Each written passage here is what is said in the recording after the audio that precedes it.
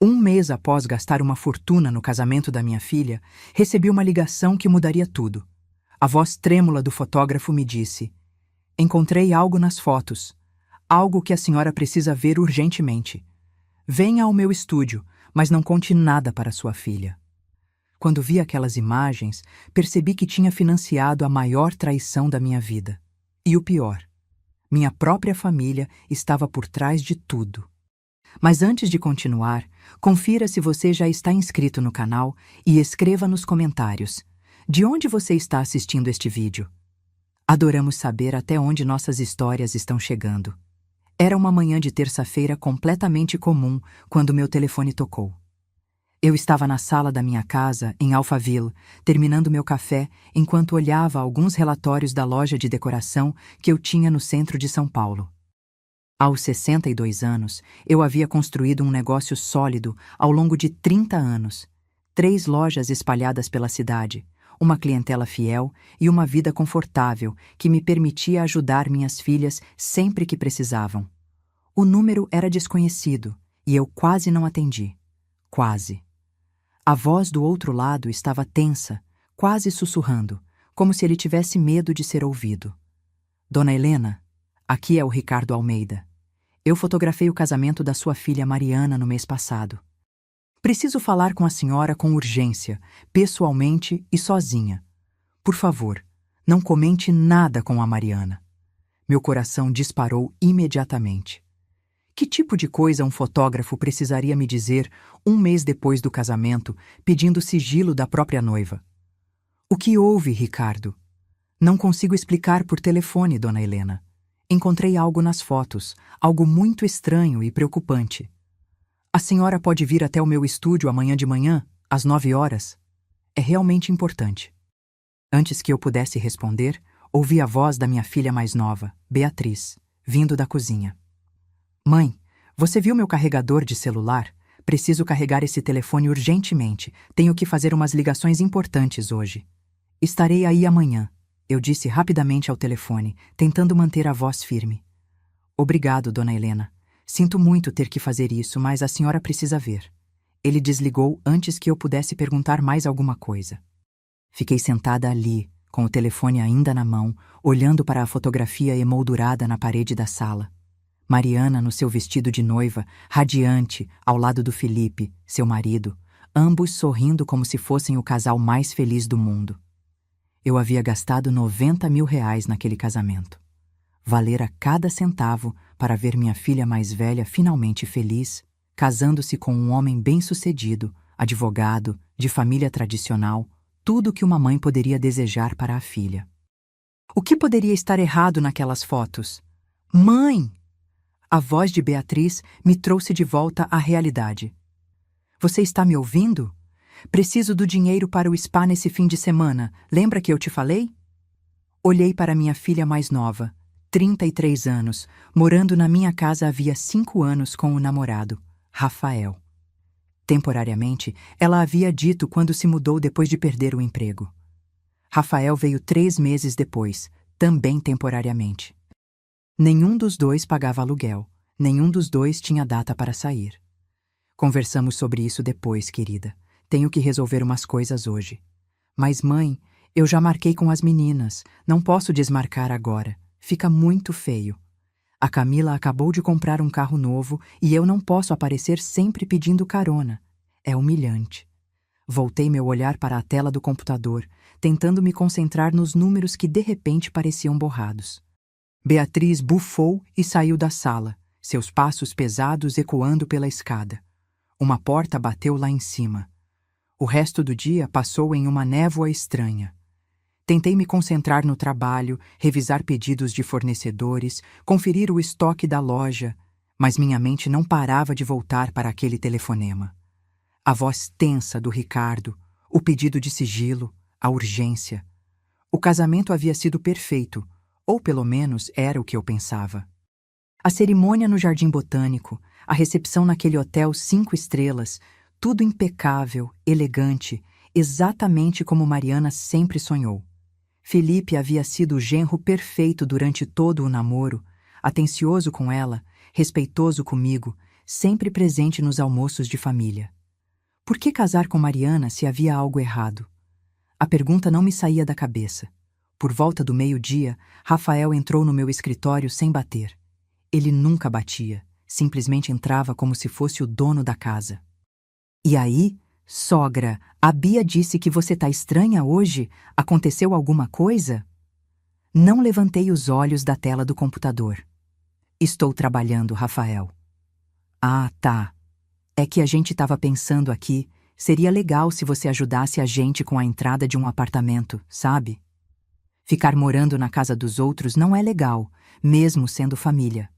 Morando na casa dos outros. Como se eu não fosse a mãe dela, como se minha casa fosse uma pensão qualquer onde eles estavam fazendo um favor de ficar. Vamos conversar sobre isso em outro momento, eu disse, mantendo a voz neutra. Ele se apoiou no batente da porta, cruzando os braços. Tranquilo, mas pensa com carinho, tá? A Bia merece ter o cantinho dela, e eu quero poder dar isso para ela. Com o meu dinheiro, claro. Levantei e fui até a janela do escritório. Lá embaixo, a piscina brilhava intocada sob o sol de setembro.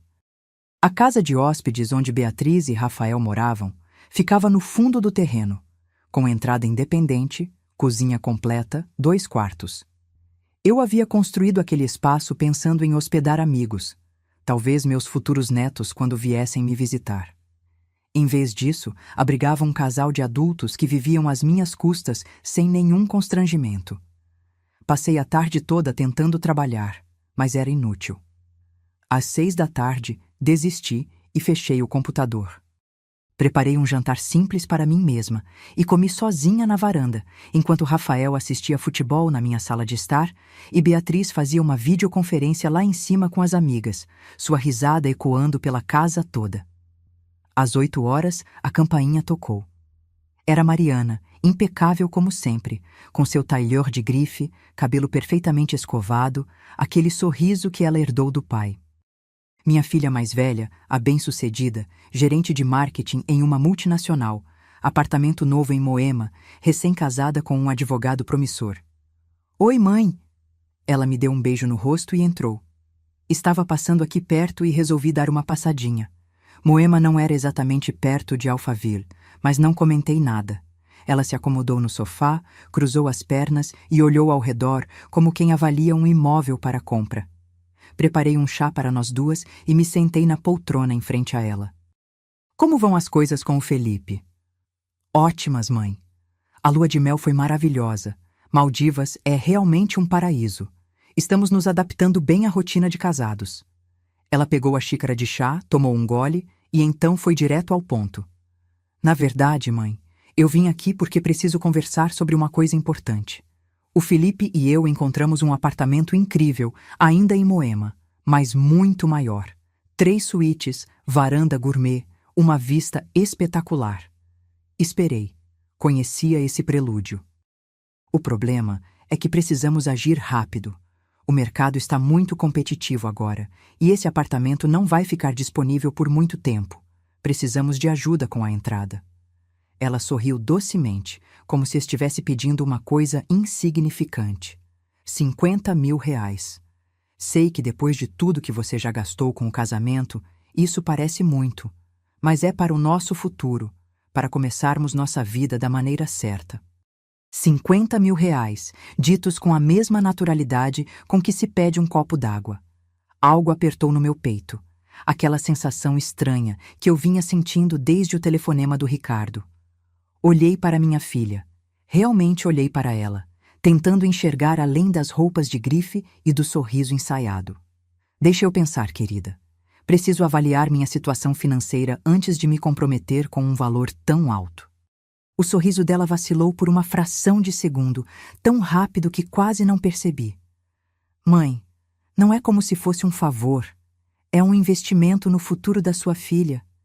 E depois de tudo que o Felipe fez, sendo tão atencioso com você, tão presente na família, tudo que o Felipe fez.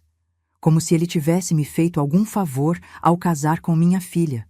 Vamos conversar sobre isso depois que eu olhar minhas finanças com calma, está bem? Ela se levantou, visivelmente contrariada. Tudo bem, mãe, mas não demore muito. Esse apartamento não vai esperar. Me deu outro beijo no rosto, mais frio dessa vez, e saiu. Observei a BMW dela desaparecer portão afora, e aquela sensação no peito só aumentou. Naquela noite, não consegui dormir direito. Fiquei deitada olhando para o teto, pensando no telefonema do Ricardo, no pedido de dinheiro da Mariana, em Beatriz e Rafael morando na minha casa há 5 anos, sem contribuir com absolutamente nada. Quando finalmente adormeci, sonhei com o casamento, mas dessa vez tudo estava distorcido. As pessoas sorriam, mas seus rostos estavam vazios, sem expressão real, como máscaras. Na manhã seguinte, saí de casa antes de Beatriz acordar. Não queria perguntas sobre para onde eu estava indo. A viagem até o estúdio do Ricardo no centro de São Paulo levou 40 minutos no trânsito da manhã. O estúdio ficava em um prédio antigo reformado na região da Consolação, com aquele charme dos lugares que misturam história e modernidade.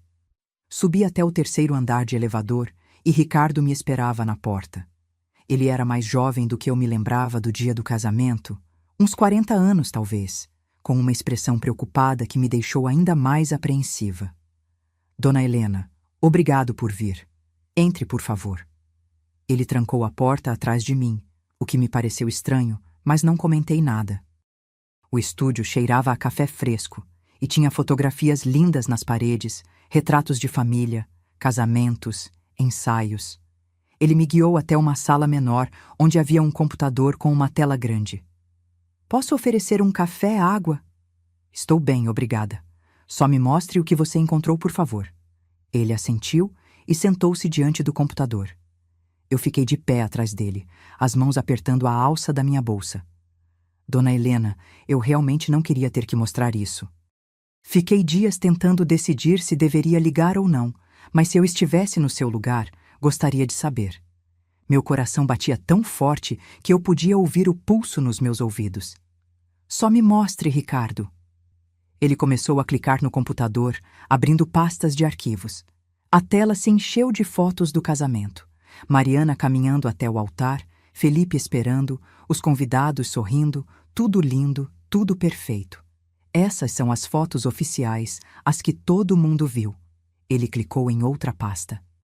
Mas eu sempre chego cedo nos eventos para testar equipamento, ajustar luz, esse tipo de coisa. No casamento da sua filha, cheguei 2 horas antes da cerimônia.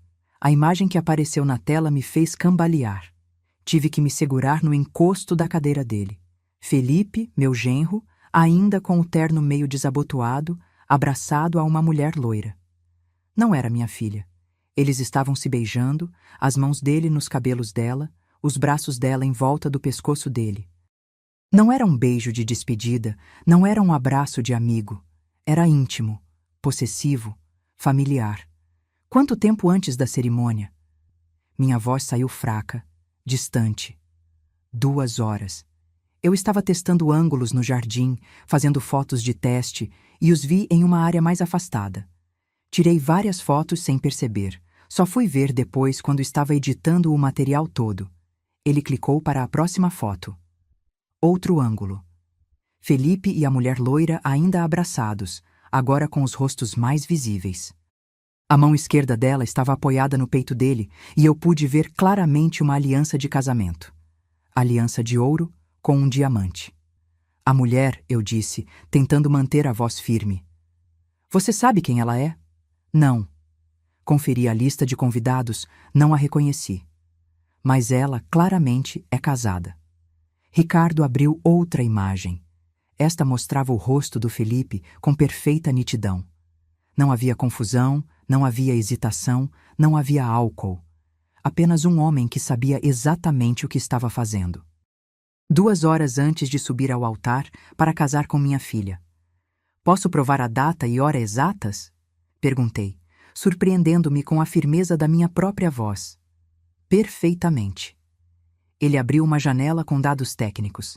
Metadados do arquivo, informações de GPS, registros de data e hora com precisão de segundos.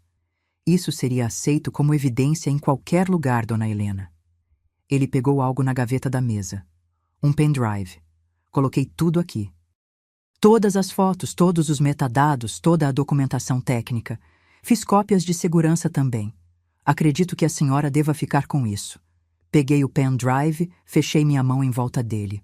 Era pequeno, leve, mas parecia pesar toneladas. Obrigada, Ricardo. Você fez a coisa certa ao me contar.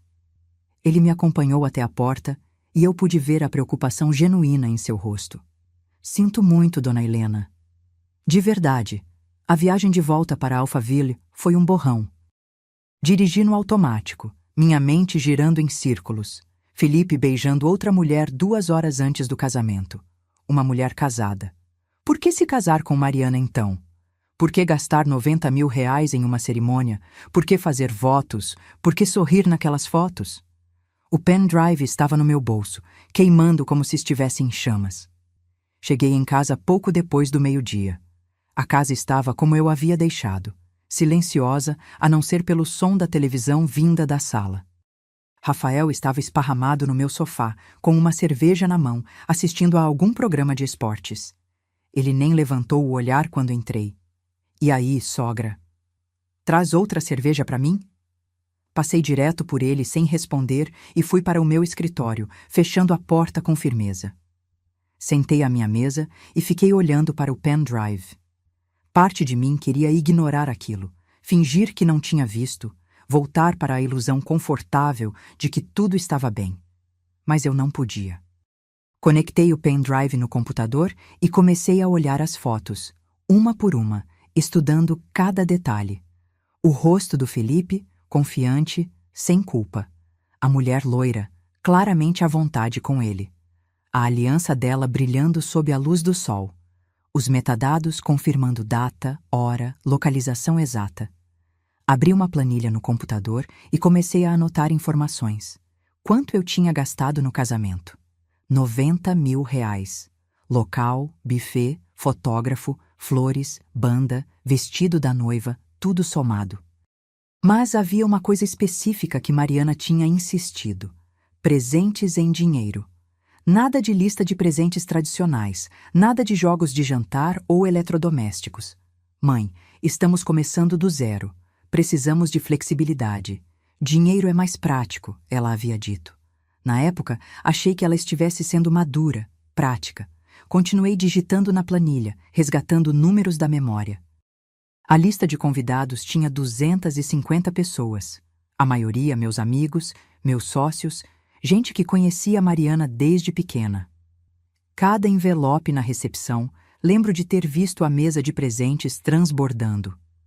Mariana havia contratado alguém especificamente para recolher e catalogar tudo. No dia seguinte ao casamento, ela me ligou animada. Mãe, não vai acreditar, recebemos 75 mil reais em dinheiro e cheques. As pessoas foram tão generosas, estamos muito abençoados. Anotei o número, circulei-o. 75 mil reais arrecadados em um casamento que custou 90 mil. Então me lembrei de outra coisa. Meu sócio, Roberto Mendes, havia entregue um cheque diretamente ao Felipe durante a recepção. Eu estava lá, tinha visto. Bem-vindo à família, rapaz. Que vocês comecem a vida com o pé direito.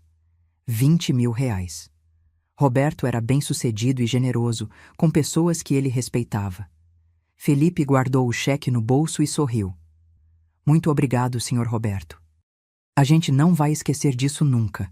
No total, 95 mil reais em presentes de um único casamento. Para um casal que supostamente estava começando a vida juntos. Por que se casar com Mariana?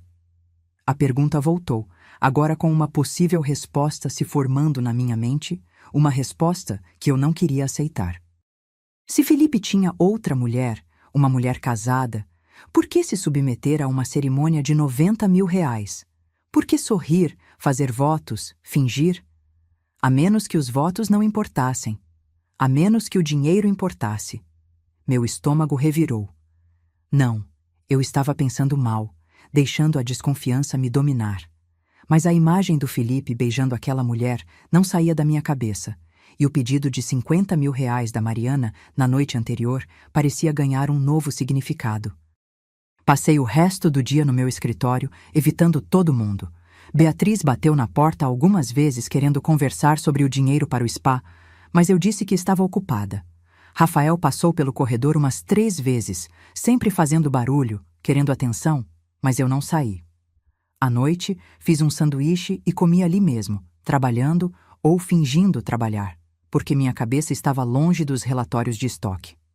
Na manhã seguinte, decidi que precisava de ajuda profissional. Liguei para o escritório de um advogado que um amigo havia me recomendado anos atrás, Dr. Marcelo Ferreira, especializado em direito de família e planejamento patrimonial. Consegui um horário para aquela mesma tarde. O escritório ficava em Pinheiros, em um prédio moderno de vidro. Subi até o 10º andar e fui recebida por uma secretária eficiente que me ofereceu café enquanto eu esperava. Doutor. Marcelo me recebeu em uma sala com vista para a cidade, uma parede inteira de livros de direito, diplomas emoldurados. Ele tinha uns 50 anos, cabelos grisalhos, aperto de mão firme. Dona Helena, em que posso ajudá-la? Coloquei minha pasta sobre a mesa dele e comecei a contar. Há um mês, gastei R$90 mil no casamento da minha filha. Há 2 dias, o fotógrafo me mostrou fotos do meu genro com outra mulher 2 horas antes da cerimônia. E ontem, minha filha me pediu R$50 mil para a entrada de um apartamento. Dr. Marcelo pegou uma caneta e começou a fazer anotações. A senhora tem provas das fotos? Tirei o pendrive da bolsa e o coloquei na mesa. Tudo aqui. Data, hora, localização, metadados completos. Ele conectou o pendrive no computador e examinou as imagens. Sua expressão permaneceu neutra, mas vi seu maxilar se contrair levemente. E a senhora suspeita de quê, exatamente? Contei sobre o pedido de Mariana para dinheiro em vez de presentes tradicionais, sobre os 95 mil arrecadados, sobre o pedido de 50 mil para o apartamento.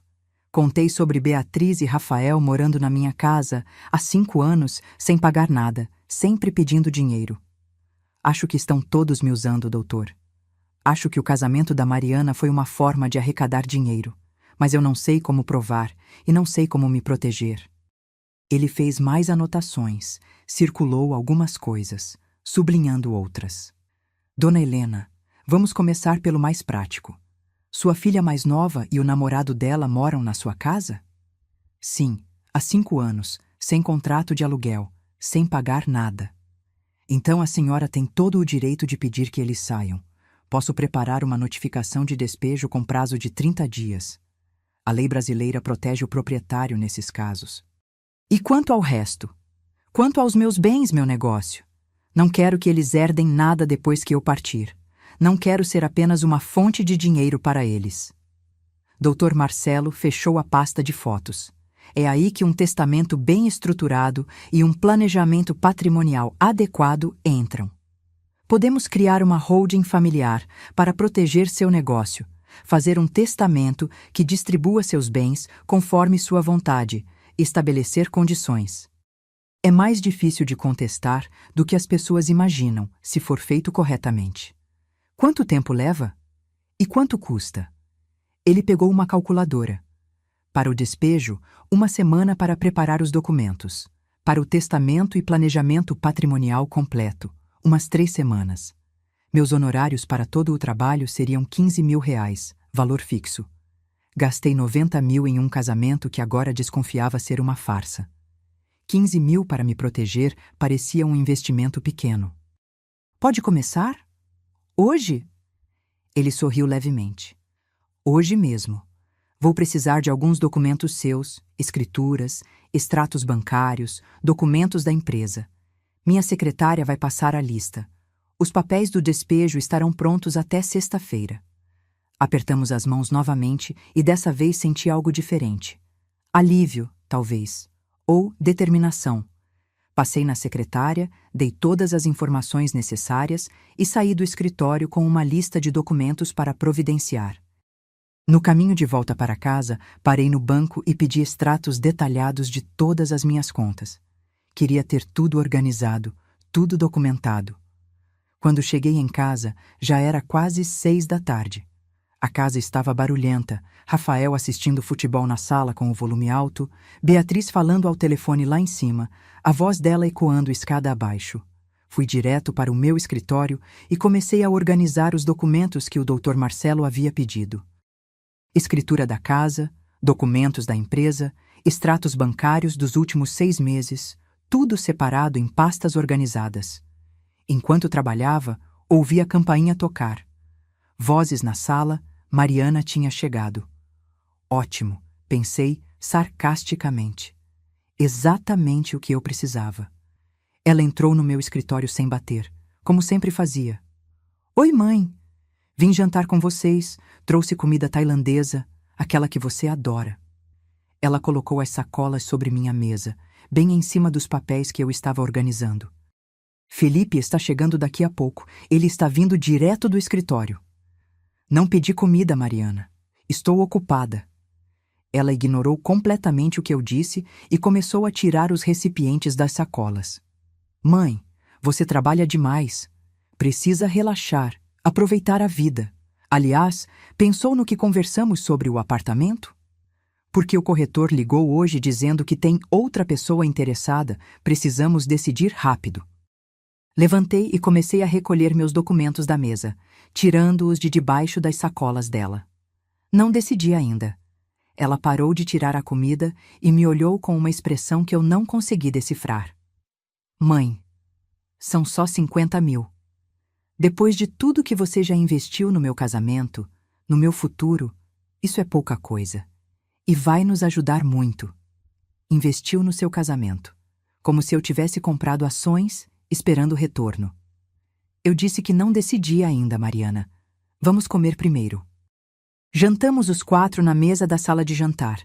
Eu, Mariana, Felipe, que chegou uns 20 minutos depois, e Beatriz, que desceu quando sentiu o cheiro da comida. Rafael continuou na sala vendo televisão, comendo direto da embalagem. A conversa foi superficial, trivial, todos falando sobre trabalho, sobre o calor de setembro, sobre nada importante. Eu observava Felipe, tentando ver algum sinal de culpa, alguma indicação de que ele era capaz de beijar outra mulher horas antes de se casar.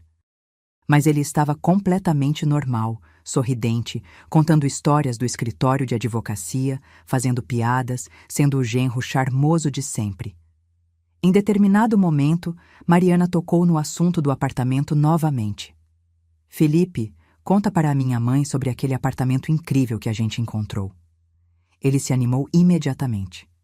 Dona Helena é realmente especial. 3 suítes, uma varanda enorme, academia no prédio, localização perfeita. Seria ideal para quando os netos chegarem, a senhora ia adorar visitar. Netos. Eles mal tinham 1 mês de casados e já estavam usando netos hipotéticos como argumento de venda. O problema é que o mercado está muito aquecido, ele continuou. Precisamos dar a entrada logo, ou vamos perder. Eu sei que a Mariana já conversou com a senhora sobre nos ajudar. Seria um empréstimo, é claro, a gente pagaria de volta. Empréstimo, claro. Vou pensar com carinho, eu disse, mantendo a voz neutra. Agora preciso voltar ao trabalho, tenho alguns relatórios para terminar. Deixei-os na sala de jantar e voltei para o meu escritório. Através da porta fechada, ouvi Mariana e Felipe conversando baixo, provavelmente sobre mim, sobre minha relutância em soltar dinheiro imediatamente. Uns 20 minutos depois, ouvi o carro deles indo embora. Naquela noite, não consegui dormir novamente. Fiquei deitada pensando em tudo, nas fotos do Felipe, no pedido insistente de dinheiro, na desenvoltura com que todos eles entravam na minha casa, mexiam nas minhas coisas, faziam exigências. Quando será que deixei de ser mãe e virei caixa eletrônico? Na sexta-feira de manhã, recebi um e-mail do Dr. Marcelo. Os documentos de despejo estavam prontos. Eu poderia buscá-los no escritório dele quando quisesse. Marquei para buscar naquela mesma tarde. Quando cheguei no escritório, doutor. Marcelo tinha 2 envelopes grossos me esperando. Um para Beatriz, outro para Rafael, ambos com notificação formal de despejo, prazo de 30 dias para desocupar o imóvel. Eles podem contestar? Perguntei, segurando os envelopes. Podem tentar, mas não vão conseguir. Sem contrato de aluguel, eles são apenas hóspedes que ficaram além do prazo permitido. A lei é clara nesses casos, e se eles se recusarem a sair, Então, entramos com uma ação judicial de reintegração de posse. Com a documentação que temos, o processo é rápido, mas acredito que eles vão sair quando virem que você está falando sério. Levei os envelopes para casa e os coloquei na minha mesa. Olhei para eles durante horas, sentindo o peso da decisão. Entregar aqueles papéis significaria uma guerra. Significaria que minha filha mais nova ia me odiar, que Rafael ia fazer escândalo, que a família toda ia ficar contra mim. Mas não entregar significaria continuar sendo usada, continuar fingindo que estava tudo bem, continuar sendo tratada como um recurso inesgotável em vez de uma pessoa. Às 7 da noite, peguei os envelopes e fui até a sala. Beatriz e Rafael estavam lá, ela no sofá mexendo no celular, ele jogado na poltrona assistindo televisão. Coloquei os envelopes na mesinha de centro, bem na frente dos dois. O que é isso? Beatriz pegou o dela, franzindo a testa. Mãe, estamos assistindo TV aqui. Não pode esperar? Notificação de despejo. Vocês têm 30 dias para encontrar outro lugar para morar. As palavras saíram firmes, mais firmes do que eu esperava. O silêncio que se seguiu foi absoluto. Até o som da televisão pareceu diminuir. Beatriz rasgou o envelope e começou a ler, seus olhos correndo pelas linhas. O rosto dela foi ficando pálido, depois vermelho. Rafael pegou o dele e leu rapidamente. Depois, olhou para mim como se eu tivesse enlouquecido. Você tá de brincadeira, né? Isso é a nossa casa. Esta é a minha casa, Rafael. Vocês moram aqui há 5 anos, sem pagar 1 centavo de aluguel, sem contribuir com nada, tratando meu espaço como se fosse de vocês. Chegou a hora de vocês viverem suas próprias vidas. Mãe! As lágrimas de Beatriz começaram instantaneamente, dramáticas, intensas. Como você pode fazer isso? Eu sou sua filha, você não pode simplesmente me jogar na rua. Não estou jogando ninguém na rua, Beatriz. Estou dando 30 dias para vocês encontrarem um lugar. Tempo mais do que suficiente para 2 adultos empregados. Rafael se levantou, vindo em minha direção, tentando me intimidar com o tamanho. Isso é um absurdo. A gente mora aqui. A gente tem direitos. Todo mundo vai saber que tipo de mãe você é, expulsando a própria filha. A notificação é legal e foi preparada por um advogado. 30 dias a partir de hoje. Sugiro que comecem a procurar apartamento. Virei-me e fui para o meu escritório, fechando a porta atrás de mim e trancando. Atrás de mim, explodiu o caos. Beatriz chorando alto, Rafael gritando, o som de coisas sendo jogadas. Sentei à minha mesa e respirei fundo, as mãos tremendo levemente. Tinha dado o primeiro passo, não havia mais volta. Durante os próximos dias, a casa virou um campo de batalha psicológica. Beatriz alternava entre crises de choro e silêncio gélido. Rafael oscilava entre tentar me convencer com conversa mansa e fazer ameaças veladas sobre espalhar para todo mundo que eu era uma mãe cruel. Nenhuma das táticas funcionou. No domingo de manhã, 4 dias depois de entregar os despejos, Beatriz apareceu na porta do meu quarto bem cedo. Mãe, não estou me sentindo bem. Acho que o estresse dessa situação toda está me fazendo mal. Meu coração está acelerado, estou com tontura. Acho melhor você chamar um médico. Olhei para ela, de pé ali de camisola, com uma mão no peito em gesto teatral. Tem remédio para dor de cabeça no armário do banheiro, Beatriz. Se piorar, vá ao pronto-socorro. E fechei a porta. Ouvi ela bufar do outro lado e depois o som dos passos dela se afastando. No dia seguinte, segunda-feira, encontrei Rafael me esperando na cozinha quando desci para tomar café. Olha, Helena, ele disse, tentando um tom conciliador. Vamos parar com essa palhaçada toda. A Bia e eu tivemos uma ideia. Que tal se a gente começar a pagar um aluguel simbólico, tipo R$1.000 por mês, e fica todo mundo feliz? R$1.000 por uma casa de hóspedes completa em Alphaville. Eles realmente achavam que eu era idiota. A notificação já foi dada, Rafael. 25 dias restantes. Mas a gente está sendo razoável aqui. É você quem está sendo intransigente. Passei direto por ele e fui para o meu escritório. Na quarta-feira, Dr. Marcelo me ligou. Os documentos do testamento e da holding estavam quase prontos. Ele queria marcar uma reunião para eu assinar tudo. Marquei para sexta-feira de manhã. Na quinta-feira à noite, Mariana apareceu sem avisar, trazendo Felipe junto. Entraram pela sala onde Beatriz e Rafael já estavam, e eu pude ouvir vozes exaltadas antes mesmo de eles virem falar comigo. Bati na porta do meu escritório e abri sem esperar resposta. Mariana tinha o rosto vermelho, claramente furiosa. A Beatriz me contou o que você fez, mãe. Uma notificação de despejo? Para a sua própria filha? Você perdeu completamente o juízo? Convidei todos para a sala de jantar. Vamos conversar civilizadamente, se é que vocês querem conversar. Nos sentamos ao redor da mesa, eu em uma ponta, as duas filhas e os dois homens distribuídos pelos outros lugares. A tensão era palpável. Felipe assumiu o papel de mediador, como eu imaginava que faria. Dona Helena, entendo que a situação com a Beatriz e o Rafael ficou insustentável, mas uma notificação de despejo é muito drástico. São família. Deveria haver diálogo. Houve 5 anos de diálogo, Felipe. 5 anos em que eles moraram de graça, comeram de graça, usaram tudo de graça e nunca demonstraram nenhuma intenção de sair. Mãe, Beatriz começou com voz chorosa. A gente sempre planejou sair. Só estávamos esperando o momento certo. 5 anos esperando o momento certo. Rafael se inclinou para a frente. Helena, se é questão de dinheiro, a gente pode ajustar. Que tal 2.000 de aluguel? É um valor justo. Não é questão de dinheiro, é questão de respeito. Vocês tratam minha casa como se fosse de vocês, fazem exigências, criam expectativas, e eu cansei. Mariana bateu a mão na mesa. Você mudou, mãe. Não sei o que aconteceu, mas você não é mais a mesma pessoa. Talvez eu finalmente tenha acordado para a realidade. Felipe tentou novamente. Dona Helena, vamos pensar com calma. Família é família. Esses conflitos podem ser resolvidos com boa vontade de ambas as partes. Olhei para ele, para aquele rosto que eu tinha visto beijando outra mulher nas fotos do Ricardo. Quanto tempo de casado ele tinha? 1 mês? E já estava aqui fazendo o papel de pacificador familiar, dando conselhos sobre união. A hipocrisia me deu náusea. A notificação está dada. 23 dias restantes. Não há negociação. Mariana se levantou bruscamente. Tudo bem.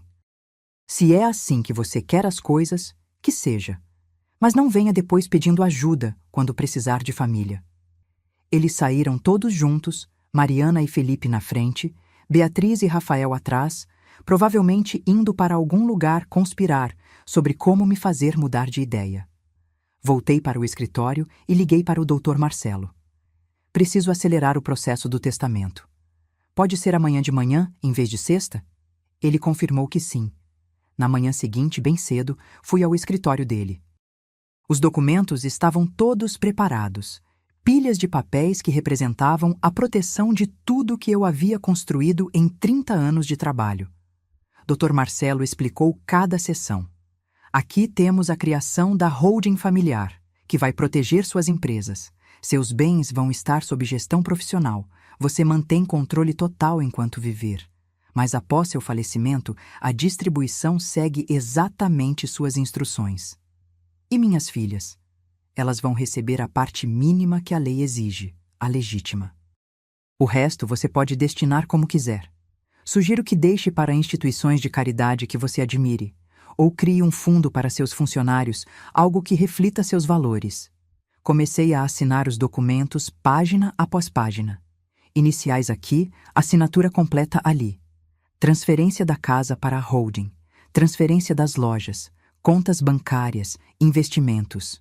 Tudo sendo organizado, estruturado, protegido. Quando terminei, eram mais de 50 páginas assinadas. Pronto, doutor. Marcelo disse, organizando os documentos em pastas. Agora seus bens estão protegidos. Suas filhas não poderão contestar isso facilmente. Você fez o que precisava fazer. Voltei para casa me sentindo estranha, uma mistura de alívio e tristeza. Alívio por ter tomado controle da situação, tristeza por ter chegado a esse ponto. Os dias seguintes foram uma escalada de tensão. Beatriz e Rafael começaram a fazer uma mudança lenta e dramática, deixando caixas pela casa toda, suspirando alto toda vez que me viam, fazendo questão de demonstrar como era difícil para eles terem que sair. Mariana ligava dia sim, dia não, sempre com o mesmo tema. Mãe, isso é um erro. Você está destruindo a família, você vai se arrepender. Eu não atendia mais. Deixava cair na caixa postal e apagava sem ouvir. No 10º dia após a notificação de despejo, encontrei uma proposta escrita na mesa da cozinha quando desci para tomar café. Era de Rafael, uma lista detalhada digitada e impressa. Proposta de acordo. Beatriz e Rafael continuarão morando na casa de hóspedes. Pagarão aluguel de R$ 3.000 mensais. Rafael começará um negócio de consultoria e pagará a Helena uma porcentagem dos lucros. Em troca, Helena investirá R$ 40.000 no negócio. Todo mundo sai ganhando, a família permanece unida. Li 2 vezes. Eles queriam não só continuar morando de graça, mas ainda queriam que eu investisse 40.000 no negócio fantasma do Rafael. A criatividade da manipulação era quase admirável. Peguei a proposta, rasguei em pedaços pequenos e joguei no lixo. 20 dias restantes. No 15º dia, acordei com barulho de vozes na sala. Eram 8 da manhã de um sábado. Desci e encontrei não só Beatriz e Rafael, mas também Mariana, Felipe e mais 2 pessoas que eu não conhecia. Mãe, Mariana disse quando me viu. Estas são as doutoras Simone e Patrícia. Elas são psicólogas especializadas em mediação familiar. Achamos que seria bom ter uma conversa profissional sobre tudo isso. Olhei para as 2 mulheres, ambas com sorrisos profissionais, pastas na mão. Elas tinham vindo fazer uma intervenção. Não autorizei nenhuma visita de psicólogas e não tenho nada para mediar. A notificação de despejo é legal e será cumprida. Por favor, se retirem da minha casa. Uma das psicólogas, a tal Simone, deu um passo à frente. Dona Helena, entendemos que a situação está difícil, mas conversar sempre ajuda. Talvez haja questões emocionais não resolvidas que estejam causando esses conflitos familiares. Olhei para Mariana. Você trouxe estranhos para a minha casa para me diagnosticar? Mãe, é para o seu bem. Você não está agindo normalmente. Para meu bem. Como se eu fosse incapaz de tomar minhas próprias decisões. Todas vocês saiam da minha casa agora. Todos menos as profissionais, que ainda estavam tentando entender a dinâmica. As psicólogas saíram constrangidas, pedindo desculpas pelo mal-entendido. Mariana saiu furiosa, batendo a porta. Felipe foi atrás dela, tentando acalmar. Beatriz subiu chorando para o quarto. Rafael ficou me encarando com ódio antes de também subir. 15 dias restantes. Voltei para o meu escritório e encontrei a porta entreaberta. Eu sempre fechava completamente. Sempre. Entrei e notei que os papéis sobre minha mesa estavam ligeiramente desorganizados. Alguém tinha mexido ali, procurando algo. Provavelmente tinham encontrado cópias dos documentos do testamento, as que eu tinha deixado intencionalmente em uma pasta visível. Agora eles sabiam. Sabiam que o dinheiro estava protegido, que a herança estava assegurada conforme minha vontade, que todas as manipulações eram inúteis. Naquela noite, ouvi Beatriz ao telefone com Mariana. A porta do quarto dela estava entreaberta, a voz dela alta o suficiente para eu ouvir do corredor. Ela fez um testamento, Mari. Está tudo protegido. A gente não vai receber nada além do mínimo legal. Pausa. Eu sei. Mas o que a gente pode fazer? O advogado dela fez tudo certinho. Outra pausa. Tá, amanhã a gente conversa mais. Traz o Felipe. Precisamos pensar em alguma coisa. Voltei para o meu quarto. Eles estavam se reagrupando, planejando uma nova estratégia. Mas não havia estratégia que funcionasse agora. Os documentos estavam assinados, registrados, arquivados. Os últimos 15 dias foram um exercício de resistência psicológica. Beatriz começou a ter crises regulares, sempre quando eu estava por perto, sempre dramáticas o suficiente para chamar atenção, mas nunca graves o suficiente para precisar de hospital de verdade. Rafael alternava entre tentativas de suborno e ameaças veladas sobre contar para todo mundo que tipo de mãe eu era. Mariana ligava diariamente, às vezes várias vezes por dia, com variações do mesmo tema. Eu estava destruindo a família, eu estava sendo egoísta, eu ia me arrepender quando ficasse velha e sozinha. Eu não atendia mais. 10 dias antes do prazo final do despejo, Mariana apareceu com uma nova estratégia. Chegou de manhã cedo, sozinha dessa vez, bateu na porta do meu escritório com uma cara de quem tinha chorado a noite inteira. Mãe, precisamos conversar. Só nós duas, sem mais ninguém. Gesticulei para a cadeira em frente à minha mesa. Ela se sentou, pegou um lenço de papel da bolsa, secou os olhos mesmo não havendo lágrimas visíveis. Eu pensei muito sobre tudo isso, mãe. Sobre como as coisas chegaram a esse ponto. E eu percebi que você tem razão sobre algumas coisas. Esperei em silêncio. A Beatriz realmente abusou da sua generosidade. O Rafael não é uma boa influência para ela. Eu vejo isso agora. E eu também não tenho sido a melhor filha. Sempre pedindo dinheiro. Sempre esperando que você resolvesse tudo. A performance era boa, tinha que admitir. A voz trêmula, a postura vulnerável, o roteiro de arrependimento bem ensaiado. Mas eu tinha visto as fotos do Felipe, tinha ouvido a conversa dela com Beatriz sobre como me manipular. Conhecia o jogo. Se você realmente percebeu seus erros, Mariana, por que está aqui pedindo algo em troca? Porque você não está pedindo nada, está? Ela hesitou, a máscara escorregando por um segundo. Eu só queria que você soubesse que entendo o seu lado, que estou disposta a mudar, que podemos reconstruir nossa relação. Mariana, você e o Felipe arrecadaram R$ 95 mil no casamento. Um mês depois, você me pediu 50 mil para um apartamento. Você não quer reconstruir nada, você quer acesso contínuo à minha conta bancária. O rosto dela mudou completamente. As lágrimas falsas secaram, a voz ficou dura. Tudo bem. Tudo bem. Se é assim que você quer ver as coisas, problema seu. Mas não espere que eu esteja por perto quando você ficar velha e precisar de ajuda. Não espere visitas, não espere telefonemas, não espere nada. Não estou esperando nada de você, Mariana. Não mais. Ela saiu batendo a porta com tanta força que o quadro na parede balançou. Através da janela, vi ela entrando no carro, pegando o celular, provavelmente ligando para Beatriz ou Felipe, relatando que a tentativa de reconciliação tinha falhado. 5 dias antes do prazo final, chegou uma carta de um advogado que eu não conhecia.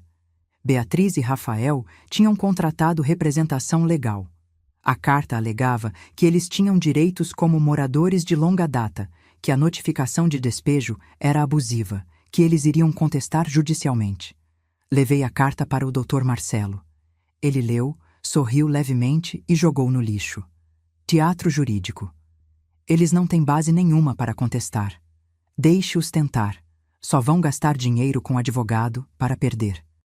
No 30º dia, acordei cedo. O prazo vencia à meia-noite. Às 9 da manhã, Dr. Marcelo chegou com um oficial de justiça. Havíamos combinado que seria uma abordagem oficial, sem espaço para drama ou negociação. Batemos na porta da casa de hóspedes. Beatriz atendeu de roupão. Os olhos inchados de chorar ou de beber, não consegui distinguir. O oficial de justiça se apresentou formalmente. Senhora, estou aqui para fazer cumprir a ordem de despejo emitida há 30 dias. A senhora teve tempo suficiente para se organizar. Preciso que desocupe o imóvel imediatamente. A gente não tem para onde ir, Beatriz disse, a voz saindo fraca e teatral. Isso é desumano. Esse não é mais meu problema, Beatriz. Vocês tiveram 30 dias. Rafael apareceu atrás dela, já vestido, claramente esperando esse momento. Isso é um absurdo. Vamos processar. Vamos contar para todo mundo. Sua reputação vai ser destruída. O oficial de justiça deu um passo à frente. Senhor, vocês têm 2 horas para recolher seus pertences pessoais. Apenas pertences pessoais, nada de móveis ou itens da casa. O cronômetro começa agora. O que se seguiu foi caótico e satisfatório ao mesmo tempo. Beatriz jogando roupas em malas, chorando alto, fazendo cena. Rafael carregando caixas com raiva, xingando baixo, quebrando coisas propositalmente. Eu fiquei do lado de fora, observando, com o doutor Marcelo ao meu lado e o oficial de justiça garantindo que eles não levassem nada que não fosse deles. 2 horas depois, eles carregaram as últimas malas no carro velho do Rafael. Beatriz se virou para mim uma última vez. Espero que você seja feliz sozinha, mãe, porque é assim que você vai ficar, sozinha e abandonada. Não disse nada. Apenas observei o carro deles desaparecendo pela rua, levando consigo 5 anos de parasitismo, manipulação e desrespeito. Quando o portão se fechou atrás deles, respirei fundo. O oficial de justiça me entregou os papéis. Está oficialmente desocupado, dona Helena. Se eles voltarem sem autorização, é invasão de propriedade. Ligue para a polícia imediatamente. Agradeci a ele e ao Dr. Marcelo. Quando finalmente fiquei sozinha, caminhei pela casa. A sala onde Rafael se esparramava todos os dias. A cozinha onde Beatriz fazia exigências. A casa de hóspedes agora vazia, precisando de uma limpeza profunda, mas finalmente minha. Naquela noite, meu telefone tocou. Mariana. Pensei em não atender, mas atendi. Espero que esteja satisfeita. A voz dela era gelo puro. Você expulsou sua filha, destruiu essa família, e para quê? Para poder ficar sozinha nessa casa enorme, sendo amarga e egoísta? Eu não destruí a família, Mariana. Eu apenas parei de deixar que ela me destruísse. Você mudou, mãe. Virou uma pessoa que eu não reconheço. Talvez você nunca tenha me conhecido de verdade. Talvez você só conhecesse a versão de mim que dava dinheiro sem questionar. Ela desligou. 3 dias depois, recebi uma mensagem de um número desconhecido. Era Felipe. O texto era longo, mas a essência era simples. Ele sabia que eu tinha visto as fotos, sabia que eu sabia sobre o caso dele e estava me oferecendo dinheiro para ficar calada. 15 mil reais para eu não contar nada para Mariana e deixar o divórcio deles seguir conforme planejado. Li a mensagem do Felipe 3 vezes, cada leitura revelando uma nova camada de absurdo. Então, Mariana sabia do caso dele o tempo todo. O casamento inteiro tinha sido um acordo entre os dois, uma transação comercial disfarçada de cerimônia religiosa. Eles tinham orquestrado tudo junto, juntado o dinheiro, e agora planejavam se divorciar e dividir o montante como sócios dissolvendo uma empresa.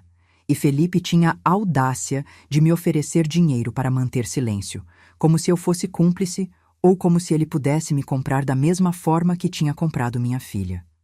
Bloqueei o número e apaguei a mensagem. Não dignifiquei aquilo com resposta. Algumas coisas eram tão baixas que nem mereciam reconhecimento.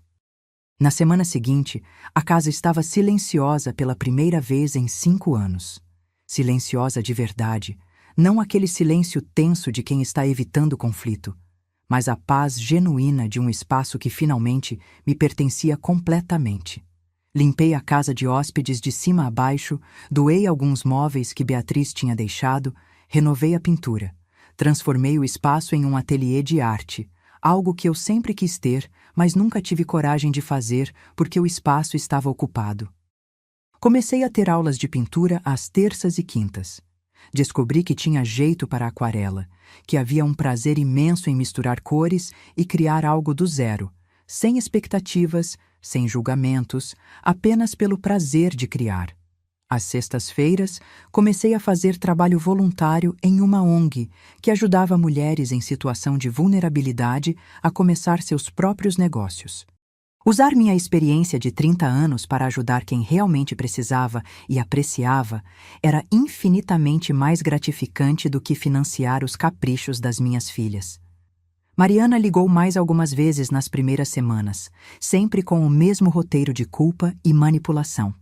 Eventualmente, parei de atender completamente.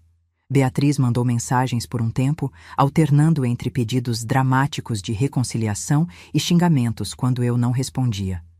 Bloqueei o número dela também. A paz que se seguiu foi reveladora. Percebi o quanto de energia emocional eu gastava administrando as expectativas delas, apaziguando conflitos, me sentindo culpada por estabelecer limites. Sem esse dreno constante, tinha espaço mental para pensar em mim mesma, em quem eu era além de mãe e provedora. 2 meses após o despejo, estava no supermercado quando encontrei uma conhecida, a senhora Carmen, mãe de uma amiga de Beatriz. Ela me cumprimentou com aquele sorriso constrangido de quem ouviu fofocas, mas não sabe exatamente o que é verdade. Helena, quanto tempo? Como vão as meninas? Ouvi dizer que houve umas mudanças na família. Sorri polidamente. As meninas estão bem, cada uma tocando sua vida, e eu estou ótima, finalmente tendo tempo para fazer as coisas que sempre adiei. Ela pareceu desapontada com a falta de drama. Que bom, que bom. Família é complicado mesmo, né? Às vezes a gente precisa de um tempo. Tempo. Como se isso fosse temporário. Como se em algum momento eu fosse voltar atrás e abrir as portas novamente. Não corrigi ela. Deixei que pensasse o que quisesse. No 3º mês, recebi uma ligação do Dr. Marcelo. Dona Helena, preciso informá-la que sua filha Mariana entrou com um pedido de divórcio do Felipe. E há uma contestação sobre a divisão dos bens adquiridos durante o casamento, incluindo os presentes em dinheiro recebidos. Isso me afeta de alguma forma? Não diretamente. Mas achei que deveria saber. O processo vai ser demorado e caro para ambos os lados. Basicamente, eles vão gastar em advogados o dinheiro que arrecadaram no casamento. Há uma ironia poética nisso, não? Tinha mesmo. Eles tinham planejado tão cuidadosamente arrecadar dinheiro e agora iam perder tudo com honorários advocatícios para dividir o que sobrou. A ganância tinha cobrado seu preço. Uma semana depois, Mariana tentou ligar de um número diferente. Eu atendi por curiosidade. Mãe, preciso de ajuda. O divórcio está sendo mais complicado do que eu esperava, e os advogados estão caríssimos. Você poderia me emprestar uns 20 mil? Prometo que pago de volta quando tudo se resolver. Não, Mariana. Mas, mãe, não. Cuidei da minha vida. Você cuida da sua. E desliguei. Ela não ligou de volta. No 4º mês, comecei a frequentar um clube de leitura que se reunia numa livraria do bairro. Conheci pessoas interessantes, tivemos discussões fascinantes sobre livros, sobre vida, sobre filosofia. Ninguém ali me conhecia como a mãe de alguém ou a dona de alguma coisa. Eu era apenas Helena, uma mulher que gostava de ler e tinha opiniões interessantes sobre literatura. Foi libertador. Uma das mulheres do clube, Sônia, se tornou uma amiga próxima. Ela tinha passado por algo parecido com as próprias filhas, anos de manipulação e culpa, até que finalmente estabeleceu limites. A gente deve ter tomado uns 15 cafés juntas, conversando sobre família, sobre a culpa que a sociedade coloca nas mães, sobre como nos ensinaram que nosso valor estava em nos sacrificar pelos outros. No 5º mês, Ricardo, o fotógrafo, me ligou. Dona Helena, espero não estar sendo inconveniente, mas tenho pensado em você. Queria saber como as coisas se resolveram depois daquele dia no estúdio. Contei a ele, não todos os detalhes, mas o suficiente. O despejo da Beatriz, o testamento protegido, o distanciamento da Mariana. Você fez o que precisava fazer, ele disse. Sei que não foi fácil, mas você se protegeu. Isso é importante. E então, um pouco hesitante, ele perguntou se eu gostaria de tomar um café qualquer dia. Aceitei. Nos encontramos num café charmoso na Vila Madalena. Conversamos por 3 horas sobre fotografia, sobre arte, sobre a vida. Ele era divorciado, sem filhos, dedicado ao trabalho, mas querendo ter mais equilíbrio. Tinha um senso de humor seco que me fazia rir de verdade, não aquele riso educado de compromisso social. Começamos a nos encontrar regularmente. Nada sério, nada comprometido, apenas a companhia agradável de alguém que me via como pessoa, não como recurso. No 6º mês, recebi uma ligação de um número que eu não reconheci, mas atendi mesmo assim. Era Rafael. Alô, Helena. Olha, Eu sei que as coisas terminaram mal entre a gente, mas estou ligando porque a Beatriz está passando por um momento difícil. Ela perdeu o emprego, está com depressão, realmente precisando de ajuda. Achei que você deveria saber, caso queira fazer alguma coisa. A voz do Rafael tinha aquele tom estudado de preocupação genuína, mas eu conhecia o roteiro.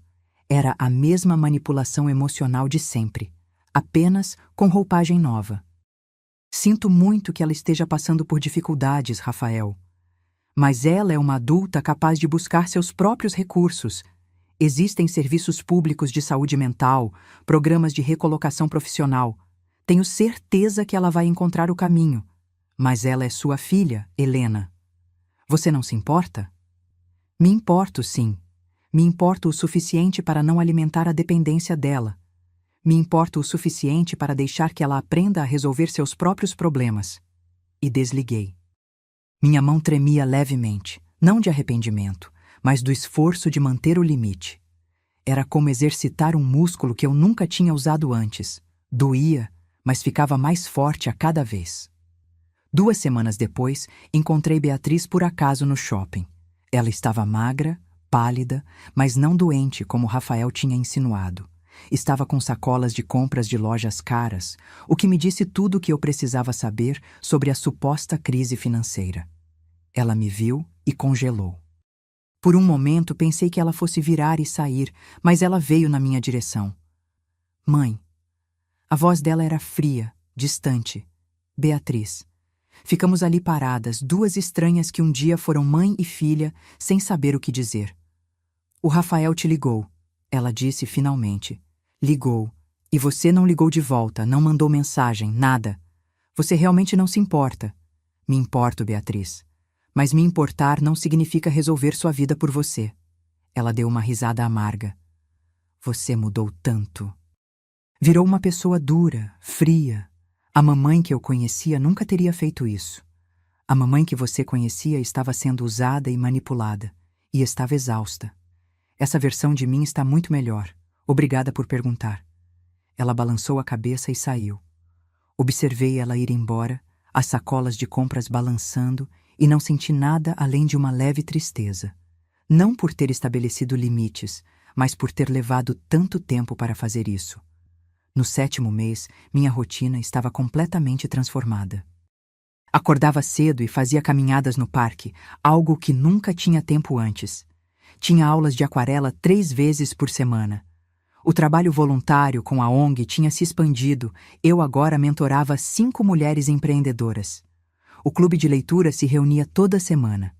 E Ricardo, Ricardo tinha se tornado uma presença constante e agradável na minha vida. Nada definido, nada rotulado, apenas 2 pessoas maduras aproveitando a companhia uma da outra, sem expectativas sufocantes. Foi nesse mês que recebi uma carta registrada. Reconheci imediatamente o timbre do escritório de advocacia que Mariana tinha contratado. Dentro, uma notificação formal, alegando que o testamento que eu havia feito era inválido porque eu estava sob influência indevida quando assinei, que minhas filhas tinham direito a uma porcentagem maior da herança e que elas estavam contestando judicialmente. Levei a carta para o Dr. Marcelo. Ele leu com calma, fez algumas anotações e então sorriu. Isso é exatamente o que eu esperava que fizessem. E exatamente por isso estruturamos tudo da forma que estruturamos. Elas podem contestar à vontade, Dona Helena. Não vão conseguir nada. Você estava em plena capacidade mental, temos documentação médica disso, testemunhas, tudo registrado corretamente. Isso vai morrer no judiciário, e elas só vão gastar mais dinheiro com advogados. Quanto tempo vai levar? Uns 2 anos, talvez 3. Processos de herança são lentos. Mas no final, suas instruções vão prevalecer. Então tenho 2 ou 3 anos de paz antes da próxima tentativa de me manipular. Ele riu. Basicamente, sim. A vida continuou. O processo judicial era apenas um ruído de fundo, papéis que iam e vinham, audiências que eram adiadas, perícias que eram solicitadas. Dr. Marcelo cuidava de tudo, me mantinha informada, mas não me deixava ser consumida por aquilo. No 8º mês, Ricardo me convidou para uma viagem. Nada extravagante, só um final de semana, em uma pousada no interior, um lugar tranquilo, perto de montanhas, onde ele queria fotografar o pôr do sol. Aceitei sem hesitar. Foi a primeira viagem que fiz em anos que não envolvia trabalho ou obrigações familiares. Apenas prazer, descanso, boa comida, conversas interessantes e a companhia de alguém que me via como eu realmente era. Uma noite, sentados na varanda da pousada, observando as estrelas, Ricardo perguntou: "Você se arrepende de alguma coisa? De ter estabelecido limites, de ter se afastado delas?" Pensei antes de responder. Me arrependo de ter demorado tanto para fazer isso. Me arrependo de ter permitido que me tratassem como uma fonte de recursos em vez de uma pessoa. Mas me arrependo de ter finalmente me colocado em primeiro lugar? Não. Nem um pouco. Ele assentiu, como se entendesse perfeitamente. No 9º mês, estava no estúdio de pintura quando recebi uma ligação de um número desconhecido. Normalmente eu não atendia, mas algo me fez atender dessa vez. "Alô? Dona Helena?" A voz era jovem, feminina, nervosa. "Aqui é Amanda, eu sou a pessoa que estava nas fotos. As fotos do casamento da sua filha." Meu coração disparou. Fiquei em silêncio, esperando ela continuar. "Eu sei que a senhora me viu naquelas fotos com o Felipe. E eu precisava ligar porque descobri algumas coisas que acho que a senhora deveria saber. Sobre o casamento, sobre os planos deles. Podemos nos encontrar?" Marcamos para o dia seguinte, em um café discreto longe do meu bairro. Amanda chegou pontualmente. Uma mulher bonita de uns 35 anos, claramente desconfortável, mas determinada. "Obrigada por aceitar me encontrar." Ela começou assim que sentamos.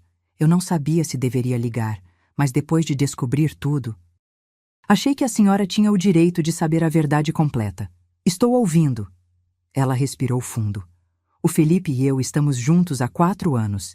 Ele me disse que o casamento com sua filha era só por conveniência, que eles tinham um acordo. Segundo ele, a Mariana sabia de mim, sabia que o casamento era só para arrecadar dinheiro, e depois de alguns meses iam se divorciar e dividir tudo. Eu acreditei nele. Meu estômago revirou, mesmo já suspeitando disso. Ouvir a confirmação de outra pessoa era diferente. Mas aí, continuou Amanda, uns 2 meses atrás, eu descobri que ele tinha mentido sobre várias coisas. O divórcio, que era para ser amigável, virou uma guerra judicial. Ele está tentando ficar com mais do que foi combinado. E eu descobri que ele fez a mesma coisa antes, com a ex-esposa. O casamento dele anterior também foi uma fraude para arrecadar dinheiro. É o padrão dele. Ele encontra mulheres bem-sucedidas, propõe casamento, convence elas a fazer uma cerimônia cara pedindo presentes em dinheiro e depois se divorcia levando metade. Felipe tinha sido casado antes? Eu não sabia disso. Mariana nunca tinha mencionado. Foi anulado, Amanda explicou. Oficialmente, não consta. Mas aconteceu. E quando eu confrontei ele sobre isso, sobre ter me usado também, ele me ameaçou. Disse que se eu contasse alguma coisa para alguém, ia dizer que eu sabia do plano desde o início e era cúmplice. Então por que está me contando agora? Ela olhou para as próprias mãos. Porque estou cansada de mentiras. Porque a senhora não merecia ser enganada daquele jeito. E porque... Ela hesitou. Eu descobri que estou grávida. E não quero criar uma criança em um relacionamento baseado em fraude e manipulação. Preciso fazer as coisas certas, começando por contar a verdade. Fiquei processando aquilo tudo. Felipe era ainda pior do que eu imaginava. Não era apenas um oportunista, era um golpista profissional. E minha filha, Mariana, tinha concordado conscientemente em participar da fraude. Você tem provas disso tudo?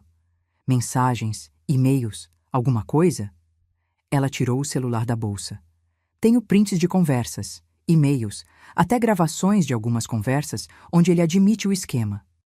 Eu estava reunindo tudo pensando em ir à polícia, mas meu advogado disse que seria difícil provar crime. Então estou juntando para o processo de pensão quando o bebê nascer. Mas achei que a senhora deveria ter uma cópia de tudo também. Ela me passou um pendrive. Está tudo aqui. Use como achar melhor. Agradeci a ela, desejei sorte com a gravidez e nos despedimos. No carro, fiquei segurando o pendrive, pensando no que fazer com aquela informação. Podia entregar para a polícia, podia mandar para Mariana como prova do tipo de homem que ela tinha se associado, podia simplesmente guardar como segurança.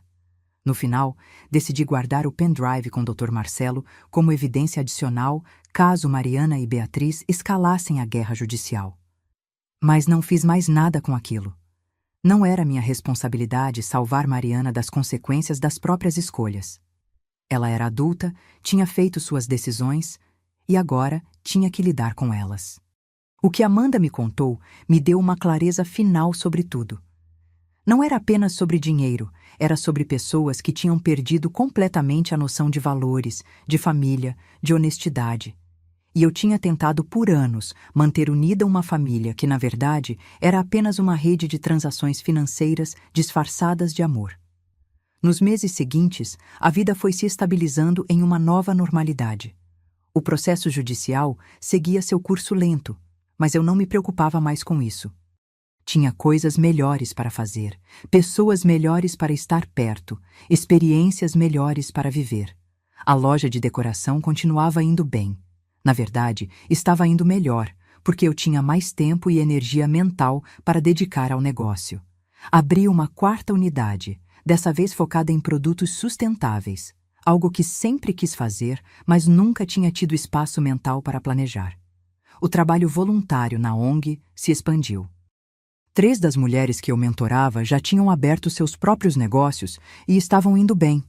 Ver elas prosperando, usando os conselhos que eu dava, agradecendo genuinamente pela ajuda, era 1000 vezes mais gratificante do que qualquer interação que eu tinha tido com minhas filhas nos últimos anos. As aulas de aquarela se transformaram em algo mais sério. Fiz uma pequena exposição em uma galeria local. Nada grandioso, apenas 10 quadros. Mas foi incrível ver pessoas apreciando algo que eu tinha criado. Vendi 3 quadros. E o dinheiro nem importava. O que importava era o reconhecimento de que eu tinha talento, de que eu era mais do que apenas uma provedora financeira. Ricardo e eu continuávamos nos vendo regularmente. Ainda não tínhamos colocado rótulos no que éramos um para o outro, e estava perfeitamente bem assim. Ele respeitava meu espaço, eu respeitava o dele, e quando estávamos juntos era genuinamente agradável. Sem jogos, sem manipulação, sem expectativas impossíveis. Foi ele quem estava comigo quando, 1 ano depois do despejo, recebi uma mensagem de Beatriz. Não era pedindo dinheiro, não era tentando manipular, era simplesmente: Mãe, comecei terapia. Estou trabalhando em muitas coisas. Não espero que me perdoe, mas queria que soubesse que estou tentando ser uma pessoa melhor. Espero que você esteja bem. Mostrei a mensagem para Ricardo. Ele leu e perguntou: Como você se sente em relação a isso? Não sei ainda. Parte de mim quer acreditar que ela está sendo genuína. Parte de mim acha que é só mais uma tática. Não precisa decidir agora, ele disse. Pode simplesmente deixar a porta entreaberta e ver o que acontece. Não totalmente fechada, não totalmente aberta, apenas entreaberta. Respondi a mensagem de forma neutra. Que bom que você está buscando ajuda, Beatriz. Cuide-se. Não prometi nada, não abri completamente a porta, mas também não bati na cara dela. Entreaberta, como Ricardo sugeriu. 2 meses depois, recebi outra mensagem dela. Mais longa dessa vez, contando que tinha arrumado um emprego, que tinha terminado com Rafael, que estava morando sozinha pela primeira vez na vida, e descobrindo quem ela era sem depender de ninguém. Ainda não respondi essa. Talvez responda eventualmente, talvez não. O importante era que eu não sentia mais aquela urgência de resolver os problemas dela, aquela culpa automática que costumava sentir. Mariana, por outro lado, não deu mais sinais de vida além dos papéis do processo judicial. Soube por terceiros que ela tinha perdido o emprego, que o divórcio tinha consumido todo o dinheiro que ela arrecadou no casamento, que estava morando em um apartamento pequeno, longe do bairro chique, onde sempre quis morar. Senti uma pontada de tristeza por ela, mas não culpa. Ela tinha feito escolhas, tinha consequências. Estava no estúdio de pintura em uma tarde de quinta-feira quando meu celular tocou. Era Dr. Marcelo. Dona Helena, tenho novidades. Mariana desistiu do processo. Os advogados dela aconselharam que ela não tinha chances de ganhar e estava apenas acumulando custas judiciais. Então está encerrado? Está encerrado. Seu testamento e seu planejamento patrimonial estão seguros. Ninguém pode mais contestar. Desliguei e olhei para a tela em branco à minha frente. Uma tela literalmente em branco, esperando para se tornar algo novo, algo bonito, algo meu. Peguei o pincel e comecei a pintar. Não tinha ideia do que ia criar, não tinha plano. Apenas deixei as cores fluírem. Vermelho para a raiva que senti, azul para a tristeza que ainda carregava, amarelo para a esperança que estava começando a sentir, verde para o crescimento que tinha conquistado. No final da tarde, tinha criado algo abstrato, caótico em algumas partes, harmonioso em outras, mas completamente honesto. Era uma representação perfeita da minha jornada. Ricardo chegou para me buscar e ficou observando a pintura por um longo tempo. Isso é poderoso, ele disse. Conta uma história. Conta minha história, respondi. E ainda não terminou. Ainda tem muito espaço na tela. Ele sorriu. Então vamos ver o que mais você vai criar. Naquela noite, sentada na varanda da minha casa, a casa que agora era verdadeiramente só minha, olhei para as luzes de Alphaville se estendendo à distância. 1 ano atrás, eu estava presa em uma rede de manipulação e culpa, sendo usada pelas pessoas que eu mais amava, me sacrificando constantemente e chamando isso de amor. Hoje, estava livre. Livre para pintar, para trabalhar, para ajudar quem realmente apreciava, para construir relacionamentos baseados em respeito mútuo em vez de obrigação. Minhas filhas ainda estavam por aí, vivendo suas vidas, lidando com suas escolhas. Beatriz talvez estivesse realmente tentando mudar, talvez não. Mariana provavelmente ainda me culpava por tudo. E estava tudo bem. Eu não era mais responsável pela felicidade delas, não era mais responsável por resolver seus problemas, não era mais obrigada a me sacrificar para provar meu amor. Tinha aprendido a lição mais importante da minha vida. Estabelecer limites não era egoísmo, era sobrevivência. Proteger meus bens não era mesquinharia, era sabedoria. Escolher minha paz não era crueldade, era necessidade. O telefone tocou novamente. Número desconhecido. Dessa vez, não atendi. Deixei cair na caixa postal, sabendo que se fosse importante, a pessoa deixaria recado. E se fosse mais uma tentativa de manipulação, bem, meus limites estavam firmemente estabelecidos agora. Olhei para as estrelas começando a aparecer no céu escurecendo. Tinha 63 anos, um negócio próspero, uma casa tranquila, amigos verdadeiros, hobbies que me realizavam e, pela primeira vez em décadas, paz de espírito. Não era o final de conto de fadas que imaginei quando as meninas eram pequenas, com almoços de domingo e netos brincando no jardim. Mas era real, era honesto e era meu. E isso valia tudo. Agora, se você gostou dessa história, clica em se inscrever e me diz nos comentários qual parte te deixou de queixo caído. Ah, e não esqueça de se tornar membro para ter acesso a vídeos exclusivos que não posto aqui. Te espero lá.